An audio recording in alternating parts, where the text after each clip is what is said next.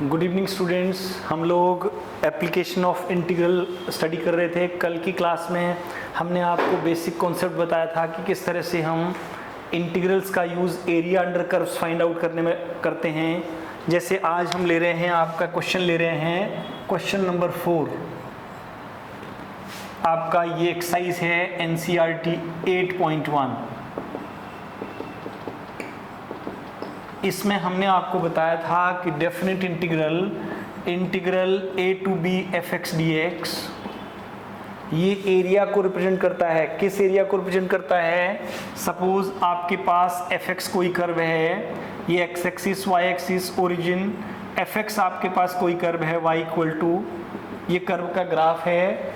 तो दो ऑर्डिनेट्स के बीच में x is equal to a और x is equal to b under the curve और अबव एक्स एक्सिस, ये जो एरिया ABCD आप फाइंड करते हैं, इसी को definite integral a to b fx dx कहते हैं। तो आज हम लोग ले रहे हैं एग्जाम्पल क्वेश्चन नंबर 4। एलिप्स का एरिया फाइंड करना है हमें। x square upon 16 plus y square upon 9 equal to 1। हमें इस एलिप्स का एरिया फाइंड करना है। तो सबसे पहले स्टूडेंट्स हम इसका ग्राफ प्लॉट करेंगे। देखिए, ये जो आपका इलिप्स होता है, इस इलिप्स का ग्राफ ऐसे आता है। ये x एक्सिस है, ये आपका y एक्सिस है, ये आपका ओरिजिन है। इस इलिप्स को आप ऐसे लिख सकते हैं x square upon 4 square plus y square upon 3 square equal to 1। तो इसमें ये डिस्टेंस 4 होती है स्टूडेंट्स, ये डिस्टेंस 4 होती है। तो ये y एक्सिस वाली लाइन है, इसकी इक्वेशन x इक्वल टू 0, और यहाँ पर हम एक लाइन परपेंडिकुलर ड्रॉ करते हैं ओरिजिन से 4 डिस्टेंस पर, इसको हम कहते हैं x इज इक्वल टू 4। आप देख रहे हैं कि ये जो कर्व है, ये पूरा इलिप्स चारों क्वाड्रेंट में सिमेट्रिकल है। This curve is symmetrical in all the 4 quadrants।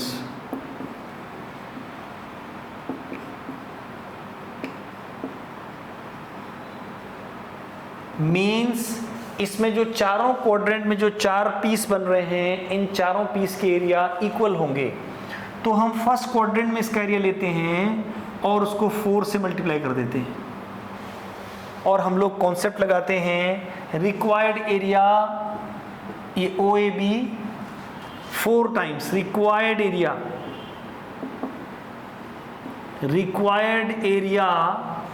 Is equal to 4 times area OAB। तो इसको हम करेंगे 4 times integral 0 to 4 fx dx। Means इसी को हम लेंगे integral 4 times 0 to 4 y dx।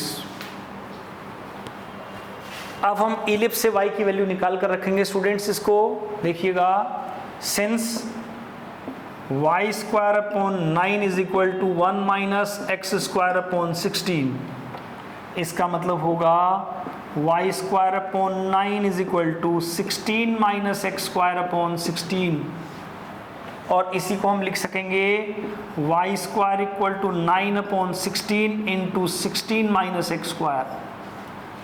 तो स्टूडेंट्स यहाँ से y की वैल्यू क्या आएगी? सो y आपका आएगा 3 upon 4 under root 16 4 square minus x square. हम ये लिख पाएंगे इसको। तो अब देखिएगा आपका इंटीग्रल क्या होगा। सो रिक्वायर्ड एरिया, सो हम यहाँ लिख रहे हैं, so required area equal to 4 times 0 to 4 y dx हमने लिखा है, तो 3/4 under root 4 square minus x square dx।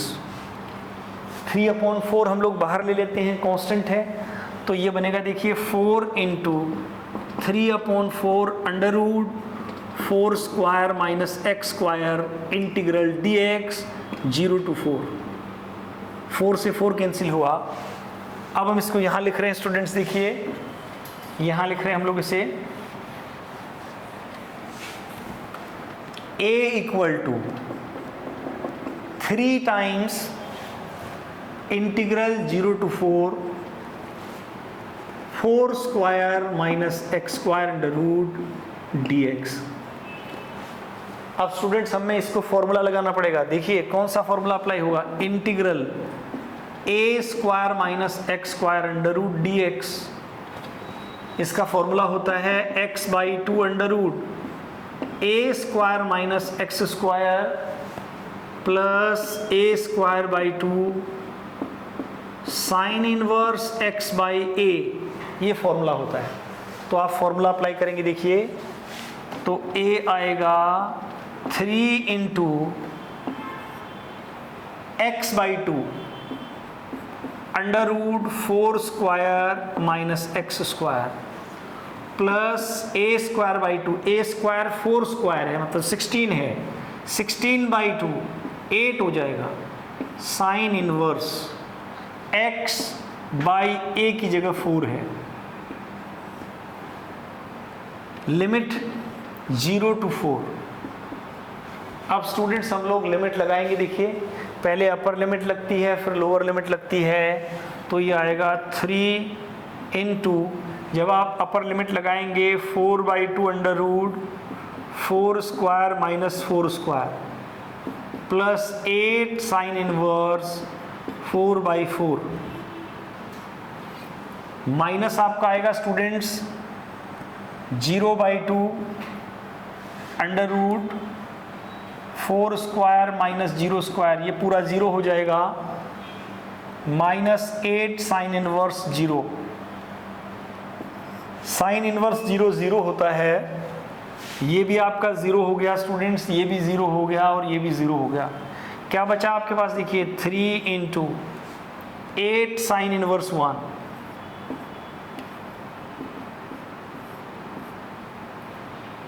और साइन इनवर्स 1 की वैल्यू π/2 होती है, क्योंकि साइन π/2 ही 1 होता है, तो आप इसी को लिखेंगे 24 इंटू π/2, तो ये 12 पाई इसका आंसर आएगा स्टूडेंट्स।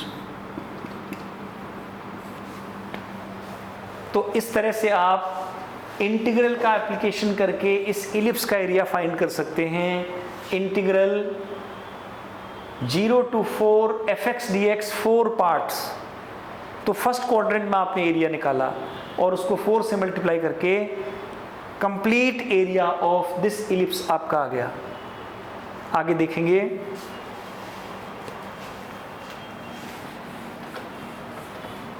अब हम लोग लेते हैं, देखिएगा क्वेश्चन नंबर आपका, क्वेश्चन नंबर हम ले रहे हैं 6 ले रहे हैं। क्वेश्चन नंबर 6 आपका क्वेश्चन है, find the area in the first quadrant, x axis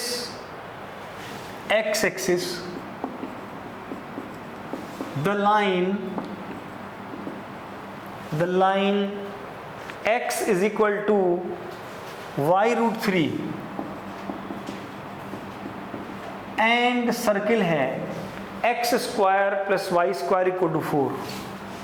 circle x square plus y square equal to 4। Students x square plus y square is equal to r square वो circle होता है जिसका radius r और centre origin पे हो। तो इसको हम लिख सकते हैं the circle is x square plus y square equal to 2 square. ये वो सर्किल है जिसका सेंटर ओरिजिन पे है। ये डायग्राम हम बनाएंगे। सेंटर, इस सर्किल का सेंटर ओरिजिन पर है और इसका रेडियस 2 है, ये डिस्टेंस 2 है। तो यहां पर ये जो लाइन आएगी y एक्सिस, ये आपका होगा x इक्वल टू 0। यहां पर जो लाइन आएगी ये होगा x is equal to 2।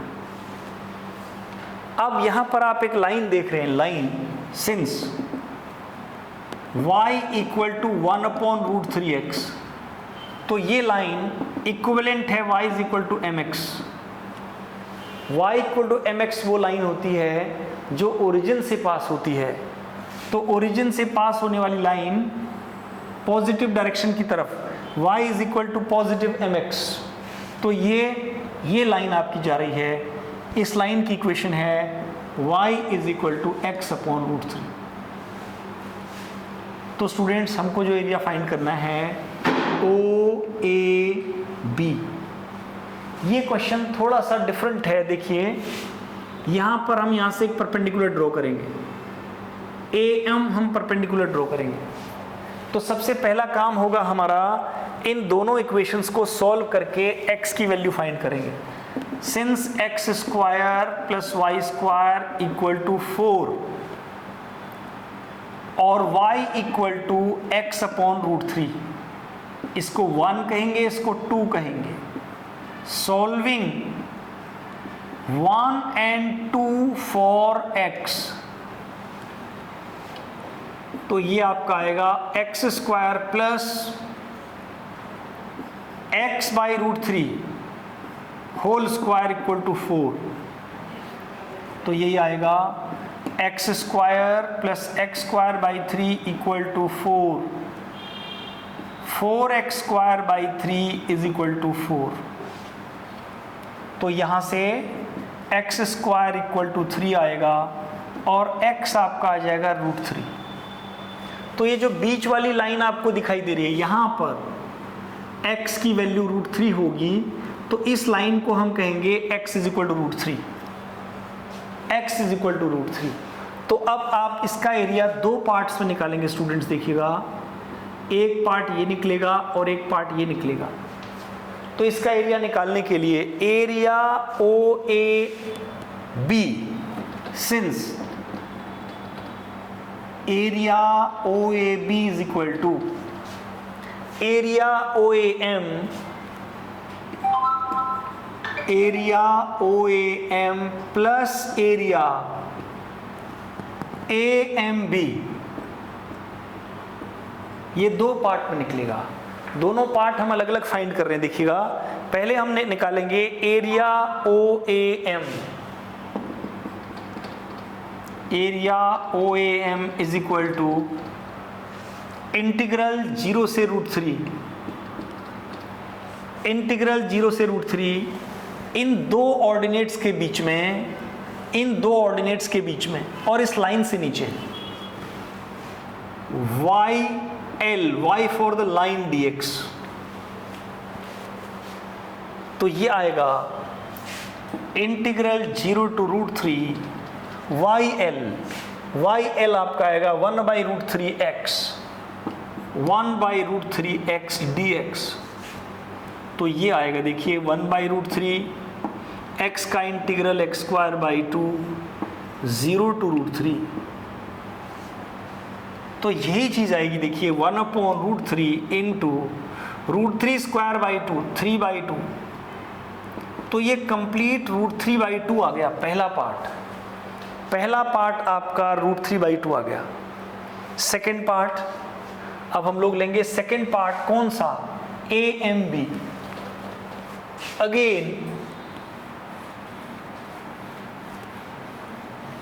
Again हम यहां लिख रहे हैं again area AMB, area AMB is equal to x equal to √3 से x इक्वल टू 2 इंटीग्रल √3 से 2 y फॉर द सर्किल, ये under the circle, under the curve, y for circle dx। यही चीज आएगी स्टूडेंट्स √3 से 2 YC यहां से निकलेगा 2² - x² √dx। अब आप इसमें वही फॉर्मूला लगाएंगे जो फॉर्मूला हमने अभी पिछले क्वेश्चन में लगाया था, x/2 √2² - x² प्लस a²/2, 2² 2 हो गया, साइन इनवर्स x/2 और इसमें लिमिट लगाएंगे स्टूडेंट्स √3 से √2। अब अपर लिमिट लगाएंगे √3 से 2, √2 नहीं 2। अब जब आप अपर लिमिट लगाएंगे देखिए यहाँ 2 square minus 2 square, upper part में 0, ये पार्ट 0 आ जाएगा। जब आप जैसे पिछले क्वेश्चन में किया था, जब आप अपर लिमिट लगाएंगे यहाँ पर 2 स्क्वायर माइनस 2 स्क्वायर, ये 0 हो जाएगा। ये बचेगा 2 sine inverse 1 minus lower limit जब आप लगाएंगे √3, लोअर लिमिट में ये आएगा देखिएगा √3/2 under root 4 minus 3 minus 2 sine inverse √3/2। तो ये आएगा students 2 into π/2 minus √3/2 minus 2 sine inverse √3/2। Sine की वैल्यू √3/2 कब होती है? π/3 पर, तो 2 इंटू π/3। तो ये आगे आ जाएगा पाई माइनस √3/2 माइनस 2π/3। तो ये टोटल आएगा π/3 माइनस √3/2। तो टोटल एरिया